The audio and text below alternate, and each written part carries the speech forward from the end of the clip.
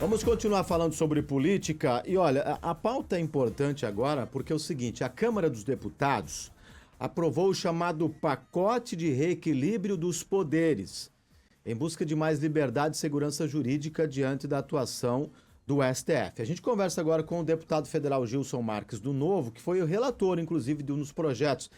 Deputado, bom dia para o senhor, bem-vindo à Jovem Pan Joinville. Obrigado pela sua participação e conversar com o ouvinte aqui da região de Santa Catarina. Bom dia, eu que agradeço demais a oportunidade, sempre bom estar aí com vocês. Deputado, queria que o senhor começasse um bate-papo com a gente, informando para o ouvinte o seguinte, qual é o impacto, que esse projeto que limita as decisões individuais de ministro do STF, qual é o impacto disso no Brasil de uma forma geral, hein?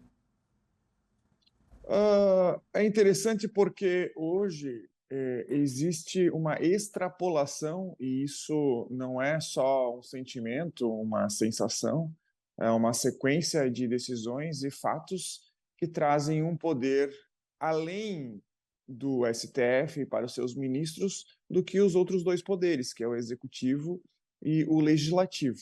E óbvio que esse desequilíbrio ele é muito ruim, porque nós estamos sempre em busca dos três poderes que sejam harmônicos e separados. Não pode um poder cooptar o poder do outro. Então, essas propostas, elas visam manter esse equilíbrio, resgatar essa cooperação entre os três.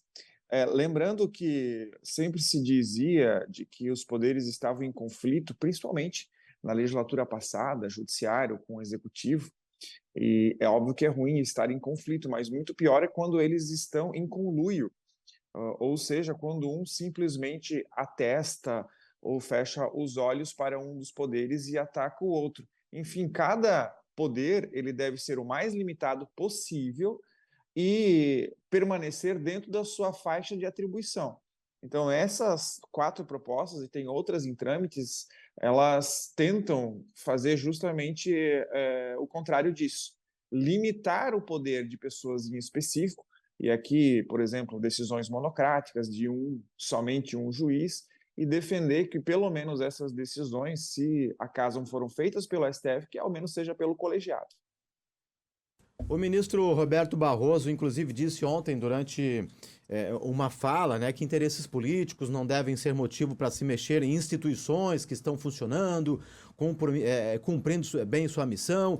Disse também que, como toda instituição humana, o Supremo é passível de erros, está sujeito a críticas e medidas de aprimoramento. Qual a avaliação que o senhor faz desse posicionamento do ministro Barroso, hein? Na verdade, é contrário do que os próprios ministros falam. Os próprios ministros já deixaram claro de que é uma corte política. E se é uma corte política que toma decisões políticas, que inclusive tem cadeira no Tribunal Superior Eleitoral, que se envolve diretamente, inclusive com manifestações públicas, não tem sentido ele agora, quando alvo de decisões que, conforme eles são políticas, ele não aceite. É contraditório. Além disso, eu não considero as decisões que foram tomadas na CCJ nessa semana políticas. Elas podem ser consideradas em momento político, elas podem ser consideradas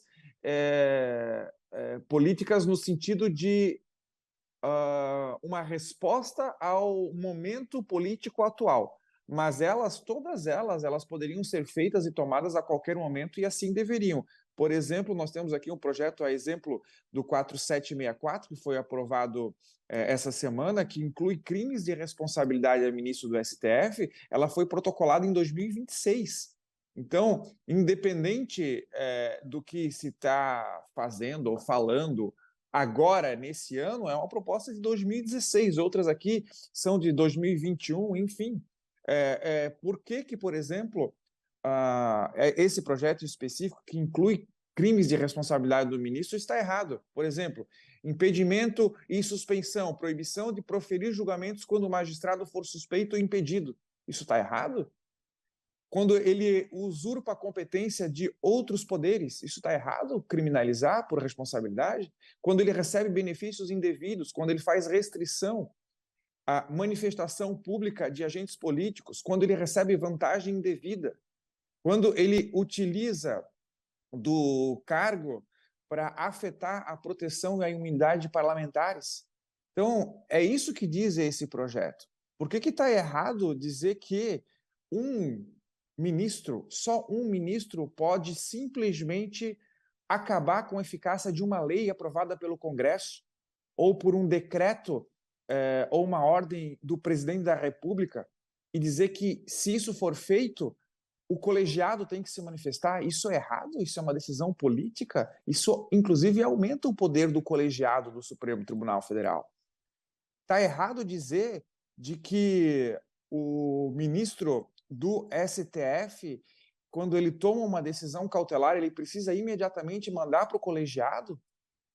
Será que um ministro pode, em uma ação cautelar, por exemplo, como aconteceu no ministro Fux, ele disse que o auxílio moradia dos magistrados do Brasil inteiro era regular e manteve por liminar durante quase 5 anos. Depois de 5 anos, ele disse que era irregular. Então, o Brasil inteiro ficou pagando auxílio moradia e ele mesmo disse que a decisão dele era equivocada durante 5 anos. Será que é errado nós termos uma lei dizendo de que as decisões monocráticas precisam ser levadas imediatamente ao colegiado do Supremo Tribunal Federal? A fala do presidente do Supremo, ela, na verdade, ela é legítima no sentido de discordar, ou achar que está errado, ou achar que não precisa. Mas é natural que ele faça isso, porque ele, pessoalmente, assim como os demais, eles, de fato, vão perder poder individual. E é bom que assim seja, porque eu não quero uma república, uma democracia, onde uma pessoa, somente uma, pode mandar e desmandar, assim como quiser, sob justificativa duvidosas, no Brasil inteiro. Deputado, e essa proposta aí que protege, inclusive, o andamento de processo de impeachment contra ministros, hein? O senhor acredita que já estão querendo blindar aí o senhor Alexandre de Moraes?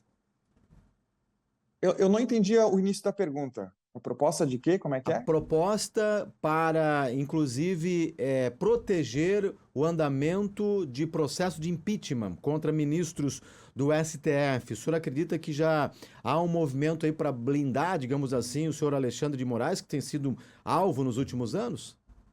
Eu desconheço essa proposta para blindar. Pelo contrário, ela nem não necessita, porque nunca existiu sequer uma advertência de um ministro do Supremo Tribunal Federal, quanto mais tramitou um pedido de impeachment e muito menos alguém sofreu o pedido de impeachment. Não há necessidade de uma proposta para proteger e blindar.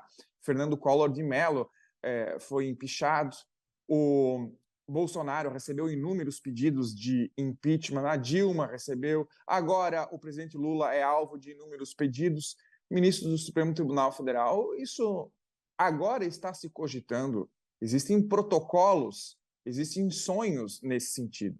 O que nós precisamos é fazer o inverso. Inclusive, existe um projeto, que é o PL 658, que eu fui o relator na data de ontem, que ele regulamenta o processo de impeachment para possibilitar essa possibilidade. Então, hoje, existe só uma pessoa que pode dar andamento ao pedido de impeachment, que é o Rodrigo Pacheco.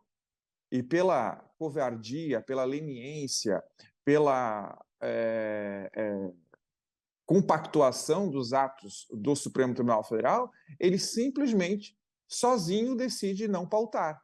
Então, esse meu projeto, ele faz com que haja a possibilidade de um recurso contra a decisão do presidente da Casa, para que essa votação de deliberação seja votada em plenário. Ora, nada mais democrático e justo de que os representantes, os senadores do país inteiro, decidam por maioria se o processo de impeachment deve tramitar ou não. Então, quando muito se fala em democracia, muito se fala em república, muito se fala em vontade da maioria, mas quando decisões individuais, elas interessam para os defensores do poder, essas palavras não são lembradas. Deputado federal Gilson Marques do Novo. Deputado, muito obrigado por conversar com o ouvinte da Jovem Pan aqui em Santa Catarina. Esse tema ele volta à tona aí nos próximos dias e a gente vai atualizar e informar o ouvinte por aqui. Muito obrigado, bom final de semana, até uma próxima oportunidade. Eu que agradeço, estou sempre à disposição. Acompanhe o meu Instagram, Gilson Marques. Lá tem bastante conteúdo, inclusive sobre esse assunto. Um grande abraço. Obrigado, deputado.